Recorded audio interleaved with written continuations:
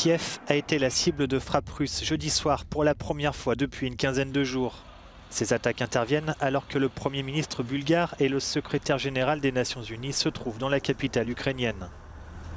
L'ONU a fait savoir qu'Antonio Guterres était choqué mais en sécurité. Après s'être entretenu avec Vladimir Poutine à Moscou, il avait rencontré plus tôt dans la journée Volodymyr Zelensky pour tenter d'avancer sur la question de l'évacuation des civils de Mariupol. Lors de ma visite à Moscou, le président Poutine a donné son accord de principe à l'implication des Nations Unies et du Comité international de la Croix-Rouge dans l'évacuation des civils de l'usine Azovstal à Mariupol.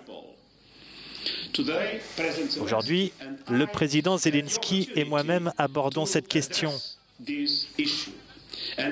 Et à l'heure où nous parlons, des discussions intenses ont lieu pour faire avancer cette proposition et en faire une réalité.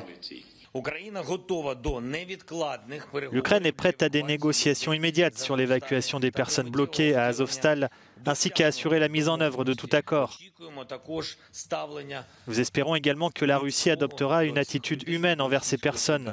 Nous espérons que cette partie de la mission du secrétaire général sera efficace. Nous sommes prêts à soutenir ces efforts. Depuis le début de l'invasion russe de l'Ukraine, certains habitants de Mariupol ont déjà réussi à rejoindre la ville de Zaporijia. Ici, tout le monde se prépare à accueillir de nouveaux réfugiés si les négociations aboutissent.